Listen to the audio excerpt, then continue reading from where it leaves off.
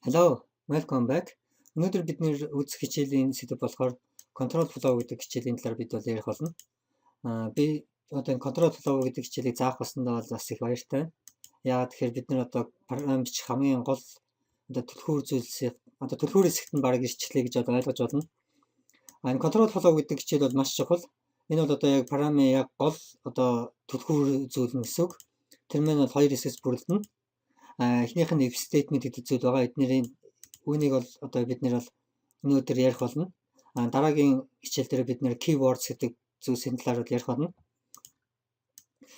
If statement гэдэг зүйлийг ярихаас өмнө би өнөөдөр одоо та бүхэнд нэг проблемыг бол үзүүлэхийг хүсэж байна. Бидний одоо бичих проблем нь юу гэхээр print prime numbers гэдэг функцийг одоо бид нэр бичнэ. Эдний функшн байна. Print prime numbers гэдэг нь болохоор анхны тоог одоо бичих функшн гэсэн үг. Тэгээ бид нэр одоо хэд хүртэлх тэр тоог нь бол өгнө. Одоо бид энэ параметруудаа print prime numbers 100 гэдэг ч юм уу одоо 100 хүртэлх одоо бүх анхны тоонуудыг энэ принтэрлээ гэсэн одоо тийм функшн бол одоо бид нэр бол бичнэ. Тэгэхэд бол одоо бид нэр бол энэ if statement гэдэг зүйлийг бол ашиглах хэрэгтэй. Яагаад вэ гэхээр одоо энд 100 бол ингээ гараар бичнэ гэдэг бол маш төвөгтэй ажил болно.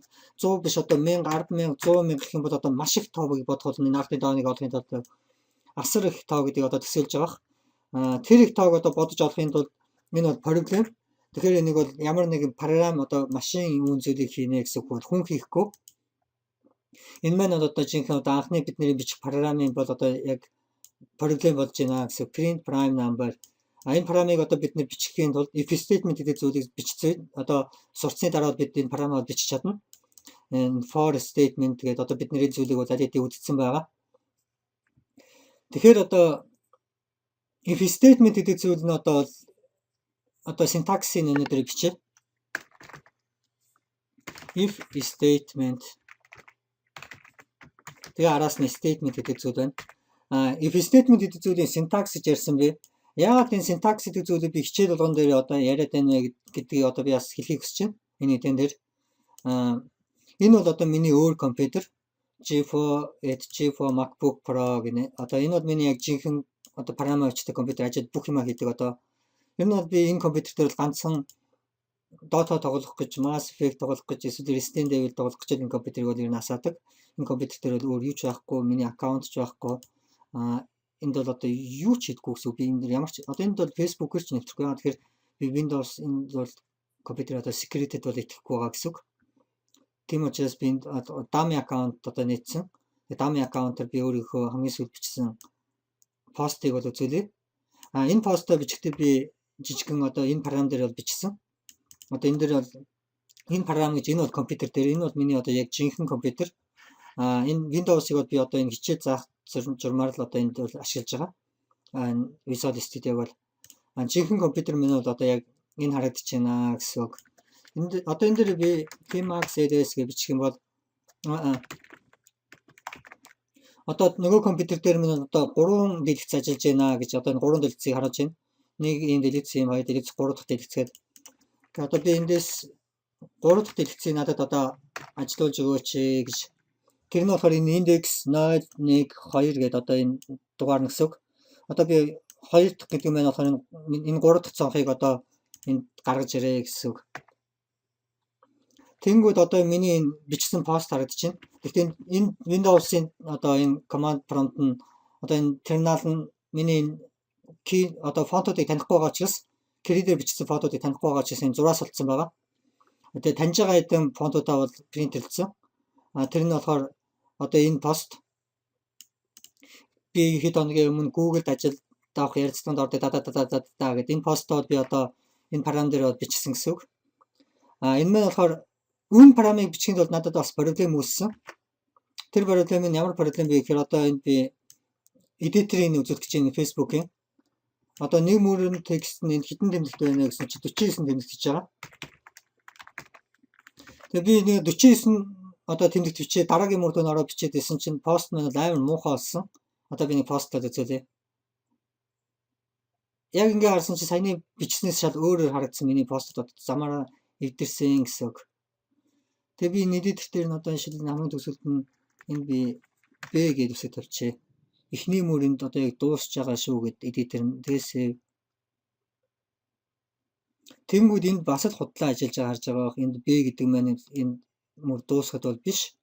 Энд бол гарч ирж байгаа одоо эдитер маань бол энэ дэлгэсэн дээр байгаа энэ хоёр маань хоёр өөр байна гэсэн үг. Энэ бол одоо миний хувьд үнэхээр тэнэг санагдсан. Тийм учраас би өөрийнхөө терминал дээрээ яг одоо би ингээд бичсэн пост маань яг ингээд харагдаж байхаар одоо энэ өөрийнхөө эдитер дээр энэ эдитерийг одоо бичсэн гэсэн үг. Энэ маань болохоор Vim editor гэдэг одоо миний эдитер. Одоо би энэ цонхноосоо гараад эхний цонх руу орох юм бол одоо 0 гээд энэхүү парама яг бичижсэн одоо процесс харагдана. Тэнгүүд одоо энэ бол bash гэдэг параметр дээр if statement гэдэг зүйл нь бол одоо шал өөрөөр бичигдсэн байгаа. Одоо бидний C# гэдэг параметрнээс бол энд харах юм бол if доогуур зураас is доогуур зураас command exist gset then гэдэг өөр өгнүүд. Тэгээ if statement нь дуусахдаа file гэж дуусдаг эсэргээрээ бичдэг ч юм уу. Тэнгүүд одоо би дахиад нэг өөр файл нэ. Энэ болохоор одоо миний Vim editor-ийн тохиргоо. Дахиад if гэж хэлж байгаа клик хэрвээ би book одоо номны талаар бичих гэж байгаа ч юм уу одоо documentation өөр ном одоо эсвэл юу гэдэг бизнесийн ямар нэгэн тийм албан бичиг бичих гэж байгаа би энэ book модоор одоо editor ажиллуулнаа гэсэн. Түүн дээр нэмж би энэ Facebook гэдэг модыг нэмсэн. Facebook мод гэдэг нь болохоор түрүүний миний харуулсан цонх. Одоо Facebook editor маань бол яг юм 65 тэмдэгтэн дотор одоо бичээд дараагийн мөрөнд орно. Google no problem, Cloud System, Bitcoin гэсэн үгнүүд одоо энд бол танигдчихэв. Энэ эдитер хийхдээ би бол одоо ийм хэлнүүдээр өөр параметрнүүдээр одоо бичижсэн гэсэн үг. Энд нэг өөр параметр байна. Тэнгүүд энд бас нэг өөр параметр. Энэ хоёрын if statement гэдэг зүйл нь бол шал хоёр өөр бичигдэж байгаа. Энд болохоор if exist ч юм уу одоо энд өөрөөр бичигдсэн. Тэнгүүд энд болохоор if is true гэдэг энэ бол шал өөр параметрнууд гэсэн үг. Гэхдээ энэ бол одоо яг миний жинхэнэ компьютер. Одоо G4 MacBook Pro гэдэг одоо би яг өөрийнхөө компьютер дээр MacBook компьютер дээр бол хүрхгүй байгаа. Тэгэхээр нөгөө компьютер маань одоо хасаатай сүлжээгээр холбогдсон байна гэсэн үг. Би тэр компьютероо удирдах байгаа. Нөгөө нэг цонхон дээр нь бол миний одоо ажлын процесс ч юм уу. Одоо энд бол миний YouTube upload параметр харагдаж байна. Би энэ видеогоо дуусаад дараа нь нөгөө одоо YouTube upload гэдэг энэ параметрыг апплод хийдэг. Энэ YouTube upload гэдэг одоо параметр бичижсэн процесс минь одоо энэ дээр нь шил харагдаж байна. Энэ цохрогоо одоо би энэ keyboard-наас яаж орохоо мэдэхгүй байна. Яа тэр нөгөө компьютер дээр өөр заарчлаа. Туслаар Mac-ийн keyboard болохоор өөр болохоор энэ одоо миний flow гэдэг одоо бичдэг. Одоо энэ control flow гэдэг энэ хичээлийг өмнө хийгээд upload хийсэн гойдор харагдаж байна.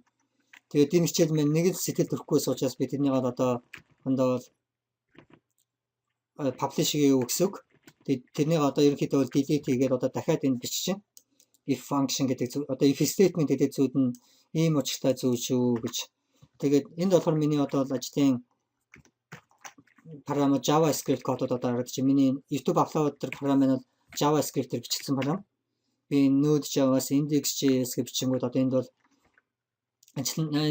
JavaScript бол одоо энэ юутай бол нэлийн бас төстэй харагдах параметр. C# бол одоо нэлийн бас төстэй харагдах параметр. Гэхдээ энэ бол одоохондоо одоо сонин зүйл бол биш. Тийм учраас би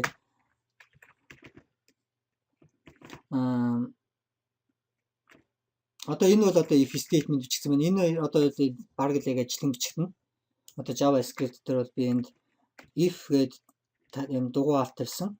Тэр маань энэ харагдаж байна. Доторын statement гэдэг нь буруу бичсэн. Энд бол if condition гэдэг зүйл байна. Тэгээд энэ condition хэрвээ энэ үнэн байх юм бол энэ арталтанд байгаа statement ажиллана. Хэрвээ энэ худлаа байх юм бол энэ арталтанд байгаа statement ажиллахгүй гэсэн үг. Юу ч хийхгүй гэсэн үг. Тэгээд энэ бол одоо if statement гэдэг зүйл одоо харагдаж байна. JavaScript параметр дээр. За тэгэхээр одоо энэ цонхоо нэгээд бид нар одоо энэ параметр бичнэ гэсэн үг. Анхны тоо. Тэгэхээр бид нар бол эхлээд if гэдэг одоо statement-ийг бичин, тэгээд condition-гоо бичин, тэгээд арталт нь statement байна. Тэр нь block statement. Би өмнөх хичээлээр хэлсэн энэ block гэдэг зүйлийг бол одоо байнга нээжсэн, блокын дотор бичижсэн бол ер нь зөв практика гэж сайн практик гэж. Тэгээ энэ дэр болохоор int гэдэг зүйлээ одоо бид нэр max number маань Хэрвээ if max number маань тэгээс бага бол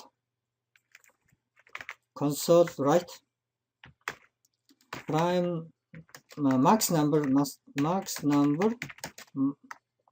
must be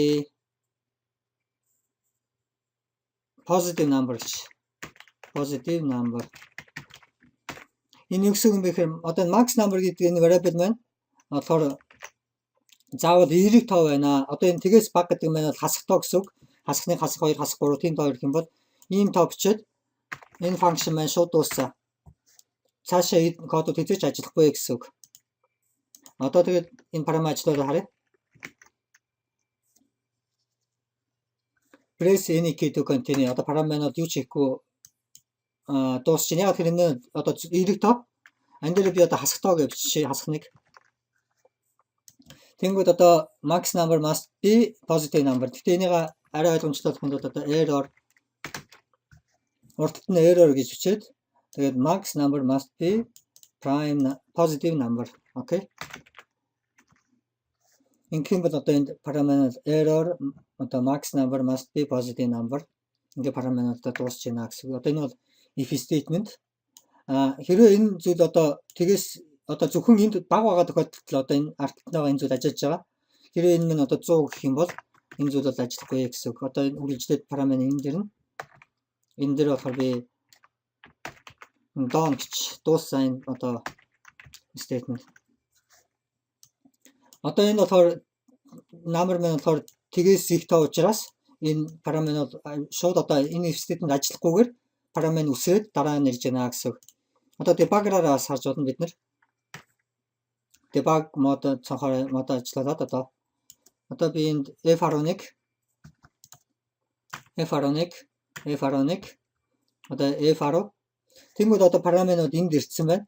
Дараа нь ажиллуулангууд одоо энэ маань одоо false одоо энэ маань одоо энд тоо бол тэгээс бага уу гингүүд энэ маань болохоор false болсон учраас үгүй байсан учраас энэ код ажиллахгүйгээр шууд одоо дараагийн for statement руугаа өрөөд ирж байна. Тэгээд одоо параметр continue гэж ажиллуулаад параметр дуусаа. Тэнгүүд одоо энийг би хасах 100 гэх юм бол Ctrl F5 одоо би F11-ээр ажиллана. Ctrl F5 биш debugger модороо. Тэнгүүд одоо if statement энд ирсэн. Тэгээд одоо ажиллуулангууд энэ мэн одоо true false болсон хасах үнэн болсон. Хасах 100 гэдэг нь болохоор тэгээс бага энэ болохоор үнэн учраас одоо параметр if statement руу орж иж байна.